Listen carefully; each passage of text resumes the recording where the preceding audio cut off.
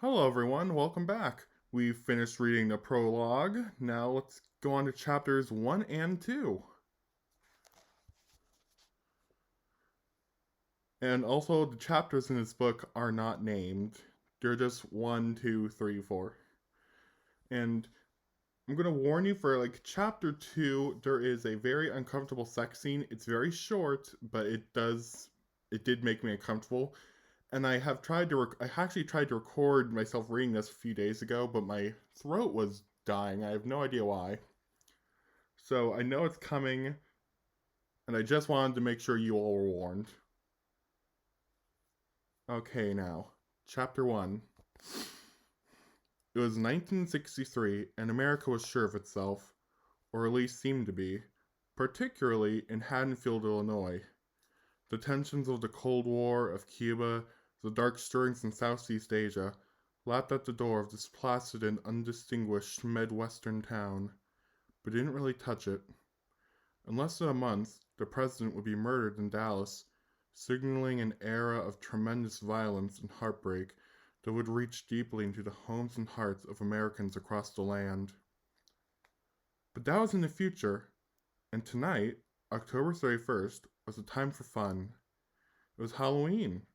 Perhaps even more than Christmas, it was the most innocent holiday on the calendar. Yes, more than Christmas, because Christmas celebrated a happy event, and Jolly Saint Nick was a benevolent symbol anyway.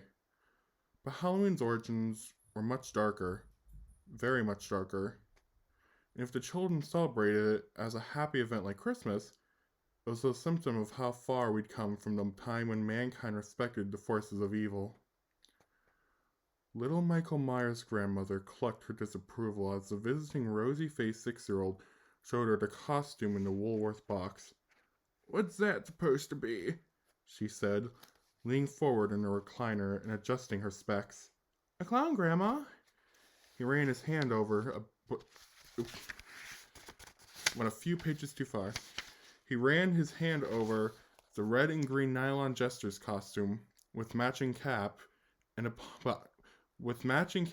pom-pom on top. Gonna take some water. Take some water. Don't mean drink some water. I'm really questioning myself. What am I pronouncing? Blah. "A clown," she sighed. "Now, Mother," Michael's mother, Edith, came to rescue. "I know what you're going to say." "Well, it's true, darn it. Never had that 5-and-dime junk when we grew up on the farm. We take Halloween seriously. When we set up scarecrows and jack-o'-lanterns, it's because we were generally trying to scare off the boogeyman. Boogeyman, now he played real pranks and did some real damage. He didn't just go around like they do today, slapping people's clothes with socks filled with chalk dust and soaping their windows." "What did the boogeyman do, Grandma?" Mrs. Meyer shifted uncomfortably in her chair. I don't think Michael wants to hear that," she said, looking significantly at her mother. "It might give him bad dreams." But Grandma wasn't thinking.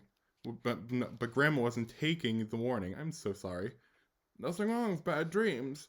At least they remind us that things aren't hunky-dory in this world. Lord, everything is so clean and phony these days. There's one big television commercial.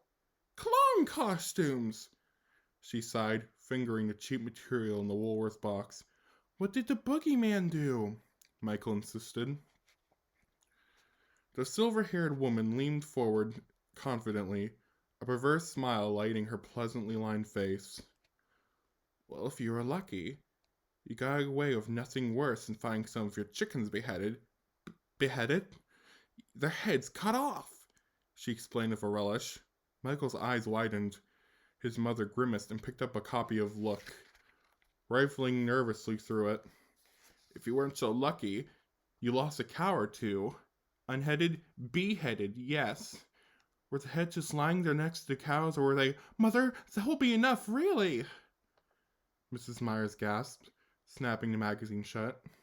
Tell me if I'm reading too fast, guys. I don't want to, ruin anyone's enjoyment of this by, reading in a way that no one can understand me or can't keep up. But Grandma had... I'm so sorry. But Grandma had warmed to the subject. Behind her spectacles, her blue eyes had drifted off to her girlhood, and her head nodded in memory of some awesome event. Once he burned down somebody's barn. Was it Winfield? No, Winterfield. Burned Mr. Winterfield's barn down to the ground, livestock and all. She looked at the wide-eyed boy, then at her horrified daughter, and realized she'd gone too far. Of course, Michael. We all suspected it wasn't the boogeyman. Perhaps neighbors getting even with each other for some slight. In costumes and masks, it was easier to get away with that sort of thing. But I do remember one incident, not the chimney story, begged Mrs. Myers. Oh, tell me the chimney story, implored the grandson. Well, the woman said, taking her grandson up on her lap, it was Halloween, 1909. Just tell it, said Michael. Even at 6, he recognized the boring attack of Grandma's, what year was it again? Yes, it was Halloween, but way after midnight. Oh, so like November 1st. Sorry I keep jumping in. Tell me if this is annoying. Maybe 2 or 3 in the morning. We'd all gone to sleep, leaving the fire burning in the parlor because it was a terribly cold night. Well, suddenly, I hear my brother Jimmy shouting, Smoke! Smoke! Wake up everybody, the house is on fire! I grabbed my robe and rushed down the stairs right behind my daddy. He'd picked up a bucket of water, and we always kept filled at the top of the landing. Sure enough, the whole downstairs was thick with wood smoke. But I couldn't see any fire. The smoke was coming from the fireplace and looked as though the flue had been closed. What's a flue? Grandma explained what a flue was. I'm pretty sure the flue was like, I think it's like a pipe or that like moves like the gas like outdoors, so it's not like going through the house. We put out the embers and opened the doors and windows to let the smoke out. Then Daddy looked at the flue and glory be, it was open. Something was jamming up the chimney. Now we didn't have a ladder on account of Daddy having just taken it apart to replace some rotten rungs. I think rungs are like, for ladders, like the little steps on ladders. But she could also be talking about like, the railing on stairs. I'm not sure. So Jimmy had to shimmy himself up the drain pipe to find out what was obstructing the chimney. What was it? The boy asked, while his mother shook her head in painful anticipation. A dead hog. Wow! Someone or something had cut our hog's throat and laid it atop the chimney. She laughed humorously. The thing is, that hog weighed near 300 pounds. How did it get up there without a ladder, without our hearing anything, without our dog Toby raising hob with his barking like he usually did when he heard someone prowling? All disturbing a gate or making a footprint. Answer me that, Mr. Woolworth Clown Costume. I don't know. Lad do. 'Twas the boogeyman. That's all there is to it. Mother, that will do. Mrs. Meyer snapped. The boy's been having problems enough at night if you're adding on to them. Problems? What kind? Michael, honey, run into the bedroom and try to costume on for Grandma. I'll tuck it in if it's too baggy. It's supposed to be baggy, said the little boy, carrying the box into the next room. Now, what's this about problems? She demanded of her daughter. Edith Myers, a younger, dark-eyed replica of her mother, ran a hand through her curly blonde hair. I told you he's been getting into fights at school, home too with Judith. He's been wetting his bed again, and she hasn't done in 3 years. Fighting about what? Mother, can we just forget? The old woman's eyes narrowed. No, we can't. What kind of trouble is that boy in? Voices! Mrs. Myers finally blurted out after a minute's tortured pause. He hears voices. Oh, little Lord Jesus! The old woman cried. She exchanged a long, meaningful look with her daughter. I'm afraid to ask what these voices say. They tell me to say I hate people. That's how Michael put it when I asked him. Don thinks maybe we ought to send Michael to someone. You mean a psychiatrist? Yes. I don't put too much stock in psychiatrists, but I don't suppose it could hurt. I don't think it will help, if it's what I'm thinking. The younger woman began to get agitated. I know what you're thinking, and that's why I didn't want to get into this with you. You're going to say that's how it started with Grandpa Nordstrom. We have to face up to it, child. That is how it started with your father's father. Mother, all children hear imaginary voices. Don't you remember my Bobby Bear? You used to. It's not the same. At least, it's not something you should ignore. Does the boy have dreams? Her daughter nodded. Does he remember anything? Yes, and they're very violent. Her face reddened and she turned her eyes away from her mother's piercing gaze. Mother, when Grandpa Nordstrom, that is, well, you've never spoken to us about that incident, and I think there are enough similarities. Shh, here comes Michael. When you get home, call me as soon as you can. I think the time has come to tell you everything. Ah, there's my little boy, she cooed as Michael came back into the room with a rustle. Right out of a Punch and Judy show. He stood before them, an angel in red and green nylon, elastic ankle and wristbands making the costume cling at the extremities and bag out everywhere else. A ruff around the neck and a little droopy pom-pom cap completed the charming picture, the ruff around the neck being like a little ruffle collar thing. Grandma's baby, she laughed, clasping the boy to her bosom. Edith, please fetch me some cold cream and lipstick from the tray in my bedroom. Might as well complete the picture. I don't want makeup, Michael protested. Oh, of course you do. You don't want anyone to guess who you are when you're going around playing pranks. I'm not going to play pranks. I'm just going to ask for candy. You do that, child. You just have an innocent Woolworths kind of Halloween. She saw them out the door. Remember, Edith, call me as soon as you can. I will, Mother, and don't worry. I won't, she said, shutting the door.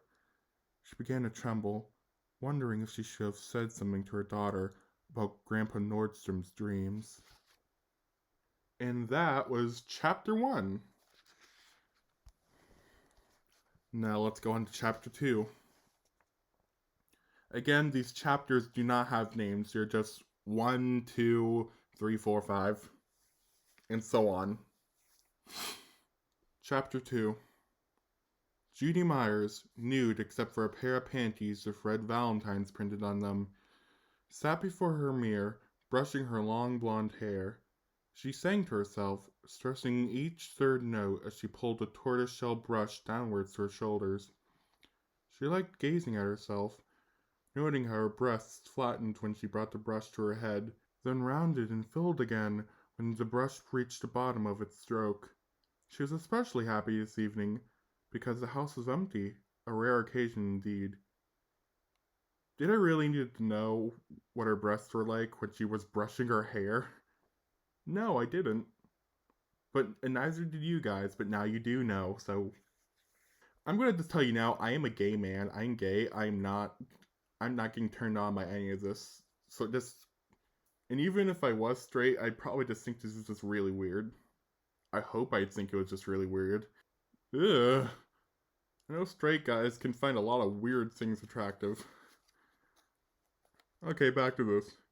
The house being empty meant no parents to bug her, no kid brother to burst in on her or try to pinch her boobs or ass, or maybe peek at her through the keyhole. What the crap, Michael? More importantly, it meant that she could make out with Danny on a couch, or maybe even in bed without having to worry about interruptions. Fooling around in cars wasn't terribly satisfying anymore. Now that I was getting cold, you had to roll up the windows and keep the heater on, and it got stuffy and steamy. Now that she and Danny had gone all the way, she was eager to do it with him in a civilized fashion. Danny's suggestion of a motel in Mapleton was not what she meant by civilized fashion. The doorbell rang. Oh God, he's here already, she muttered, snatching up her unsexy, bulky chenille robe and stepping into fuzzy slippers. She looked at the alarm clock on the night table. It was 7:15. Danny was 15 minutes early. I'll kill him. Look at me. Ugh. The doorbell went off again, long and insistent. Yeah, I'm coming. So she knew she'd end up undressed anyway. She at least wanted to start out clothes for Danny, and clothes in a halfway decent way for crying out loud, not like some frumpy washerwoman. She galloped down the stairs, getting really pissed off, and flung open the door. God damn it, Danny, you told me, trick or treat! There were 8 of them, holding shopping bags. A few also held UNICEF boxes with slots in them for coins to give to their class's charity. I'm pretty sure I did that as a kid. I don't know if it was UNICEF, I don't know what that is. But, yeah. The uniforms are all cheap and store-bought, except for one girl who tricked out in her mother's peasant skirt and blouse and a gypsy shawl. Is it okay to call that a gypsy shawl? This book is dated.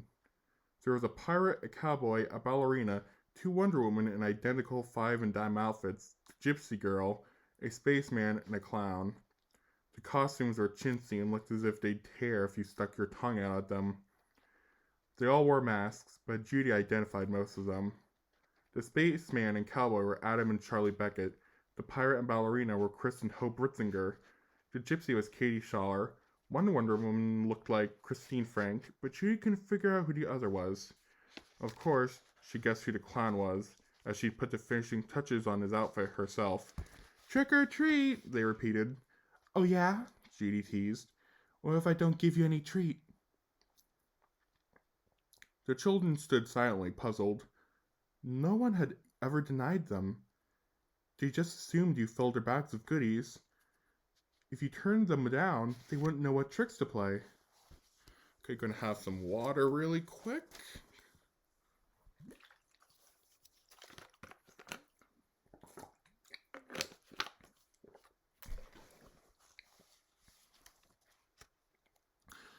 Judy stood in the doorway, enjoying the discomfort for a moment. To her right, on a little table in the hall, were 6 bowls filled with candy corn, Tootsie Rolls, Baby Ruths, Good and Plenty, popcorn, and Hershey's Kisses. There was also a dish of pennies in it for the UNICEF collection. "Huh? What are you going to do if I don't give you anything?" They shrugged, shuffled their feet, and giggled nervously. Then one of them said, "We're going to kill you." Judy sucked in her breath. "Who said that?" The children looked at each other, then looked back at her. "Michael Myers, is that you? Because if it was, it's not funny. I'm telling Mother and Father when they come home." "I'm not Michael Myers, I'm a clown." Judy caught the glint of Danny's 5'9" Chevy turning into the street. "Okay, kids, you win. Hold out your bags." She stepped to the bowls and grabbed handfuls of candy, showering it into each bag. Then she took up the dish of pennies and dropped 4 or 5 into each of the contribution boxes. "Thank you," she said politely. "Goodbye, happy Halloween," they shouted over their shoulders as they toddled off to the next house. Judy closed the door and bolted up the stairs 2 at a time, stripping out of her robe as she did. When she reached the top of the landing, she kicked off her fuzzies and threw the robe into her closet, grabbing a blouse and skirt, rummaging through her drawers for a bra and a pair of knee socks and a sweater. She donned these in record time, and when the doorbell rang, she was ready in a demure, collegiate-looking outfit. Although both she and Danny knew where they were going to end up tonight, she decided she should at least look a little hard to get. Otherwise, Danny would think she was fast, and that would get around school. She got her breath, then descended the stairs in stately steps. She opened the door calmly, as if she'd almost forgotten they had a date. "Oh, Danny, it's you." The tall, muscular boy cocked his head. Of course it's me. Who do you expect, Seth Dooley?" Dooley was a class goof, and the last person Judy would ever date. "No, I thought it was some more kids trick-or-treating. Come in." He entered and shut the door behind him. "I thought we'd do a little trick-or-treating of our own," he said, putting his arms around her. "First you give me some of those Hershey's Kisses, and I play for Tootsie Rolls. Then we have some Good and Plenty. Yum." He buried his lips into the nape of her neck. "Excuse me, what the fuck was that? That was the worst pickup lines I've ever heard. You can do a lot better than this, Judy. You can do a lot better. I think he's a little bit 10 leagues below your league. Jeez." Judy giggled and squirmed out of his grasp. "That's what you think. Look at you, dressed in a jeans and polo shirt and you expect a girl to strip off her clothes?" He laughed. "What does it matter what we have on? It's what we're going to have off that counts." He lunged for her again, but she ducked out of his grasp. "Not so fast, Buster. First of all, it's not even dark yet. Second of all, worrying that more kids are going to come around interrupting us while we're discussing homework. And third of all, I don't even know if I feel like doing anything. You take a lot for granted, Yeah, I'm a real animal, he said, pretending to smack himself on the wrist. Besides, my mother and father will be home any second, she said, flouncing away into the kitchen. He followed her, close on her heels. To hell they will. You told me they always go to movies on Halloween because they hate the doorbell ringing. Hey, what are you doing with that knife? From a drawer under the sink, Judy had removed a long carving knife and now held it menacingly above her head. I'm going to cut off your whatsamajiggy. That's what I'm going to do, she hissed like a witch. Hey, come on now, Danny said, backing away toward the kitchen counter. It's not funny. You could hurt someone with that thing. That's the whole idea, my pretty, she said, sounding a little like the Wicked Witch of the West. She rushed to him, and he jumped out of the way as the blade plunged to the hilt into a fat pumpkin. Drew laughed. You goof, I'm just making a jack-o'-lantern. Jenny stood plastered against the far wall of the kitchen, panting. Oh, that's funny. That's terribly funny. Some sense of humor you have. Ha ha ha. You could have killed someone for crying out loud. Jesus Christ, this whole family had red flags, didn't they? Danny caught his breath, then relieved her of the treacherous 8-inch blade and began carefully sawing around the top of the pumpkin till the crown came off. He set this aside, then called for a large cooking spoon and began scooping the seeds and stringy pulp out of the shell. Looks like he has more brains than you do. Shut up and finish the job, she said, curling her arms around him from behind. I'm getting hungry. It's not for pumpkin seeds. Her hand slid down his chest and belly, and Danny's knees went weak. So he took up the knife again and sliced into the side of the pumpkin. Baby, I'm going to get a new speed record for pumpkin cutting. Deftly, he cut out 2 triangular eyes with a triangular nose, and a long, wide mouth with jagged teeth. Got a candle? What for? Her eyes sparkled with mischief. For the pumpkin, stupid. He gazed unbelievingly at her, then said, Oh, I get it. He shook his head. I sometimes wonder if women don't have dirtier minds than men. Lucky for you, they do, she said, producing a stubby candle from the pantry. He cut a socket in the base of the pumpkin, lit the candle, and set it inside. Then he bored a few little air holes in the cap with a smaller knife to allow the flame oxygen. It's thought the mouth and eyes and nose were enough to give it oxygen. Maybe I should try that this year. They cleaned up, and Judy put the cutlery away while Danny carried the jack-o'-lantern out to the front porch of the white clapboard house. It glowed intensely in the cool autumn air, projecting its grotesque smile to the dozens of other jack-o'-lanterns that lined the placid street. Danny was not a particularly intellectual boy, but for a moment he looked out at the row of shimmering orange pumpkin faces and wondered what dark forces these tomes were once intended to repel. The night was quiet and starry, with a slight breeze starting up from the north. Good football weather, Danny reflected. From somewhere down the street came the dim echo of "Trick or treat!" shouted by a roving band of children. For the first time, Danny wondered about all these traditions. Jack-o'-lanterns, paper witches and cardboard skeletons, trick-or-treating, apple dunking, ghosts and goblins. But he didn't wonder long. He was getting cold. And horny. Judy was just finishing sponging up the orange pumpkin juice from the kitchen counter. She dried her hands on a paper towel, then turned to find Danny. Boo! Judy's heart almost pounded out of her chest. God almighty, you scared the wits out of me! She gasped, collapsing into Danny's arms. He donned a rubber fright mask, a Frankenstein face with sunken eyes and a livid scar across the cheek. He held her tightly, feeling her breasts heaving with fright under... Sorry again. He held her tightly, feeling her breasts heaving with fright through her sweater. He dug his fingers under the sweater and pulled her blouse tail off her skirt, then clamped his hands over the warm flesh of her back. She murmured and responded eagerly with her pelvis. He found the hook and eye of her bra straps, and after a brief fumble or two, managed to unfasten them and run his hands forward until they cupped her breasts. It always amazed him that she looked so modestly endowed underneath her clothing. Yet when stripped, she possessed a wonderful pair of breasts. She moaned as his palms and fingers enclosed them. Her nipples went from soft to hard almost instantly as his fingertips massaged and lightly pinched them. Kiss them! She begged. Are you sure? Came his hollow voice. She took her head off his chest and burst into laughter. He still had his Frankenstein mask on. Take that thing off. You take your thing off, I'll take my thing off. It's a deal. She stripped off the mask. He stripped off the mask and took her by the hand to the foot of the stairs. Are you sure about your parents? They won't be back till 10 at least. Michael? I told you he's trick-or-treating. We have time, but not all night. So no more yakking, huh? No more yakking.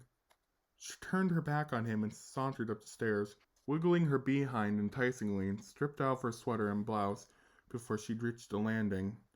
Danny followed like a hungry puppy, tossing his own clothes off as he went along. Stripped of all but her panties, she stood before him in the dim light of the night table lamp. Her breasts rose and fell excitedly, her red nipples poking provocatively through the blonde tresses that cascaded over them. Danny stared incredulously. He'd never seen anything so beautiful. Up to now, his knowledge of this girl had been restricted to his braille reading of her body and dark, cramped automobiles, but now he feasted on her exquisite firmness, almost forgetting to take his own pants off. At last, he unbuckled his belt and pulled his jeans and shorts to his ankles simultaneously. He was already erect. Ow! Judy murmured, eyes widening. He stepped up to her and embraced her, his hands enclosing her buttocks. What the fuck am I reading? She lowered herself on the bed, parted her thighs wide, and admitted him. Slowly, joyously, he entered her. Ah! She murmured again. She put her hands on his buttocks and pulled him into her with feline ferocity, exulting in the powerful muscles that filled her body and soul of ecstasy. So this is what it's like to do it in a bed, she whispered. This is what it's like to do it in a bed.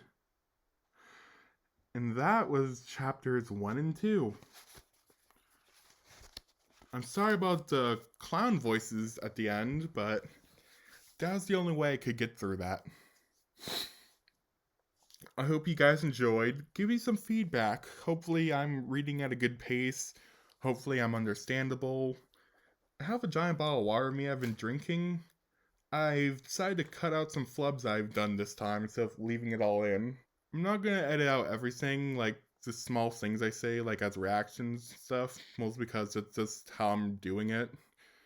And hopefully it doesn't annoy you guys too much, but I'll make sure not to do it too often that it takes it out of the book. So I hope you guys have a nice day. Thank you for watching. Thank you for leaving likes on the last one. It made me feel really good about myself. And chapters 3 to 4 to you guys soon. No specific date, just soon. Bye. Have a nice day. Thanks for tuning in.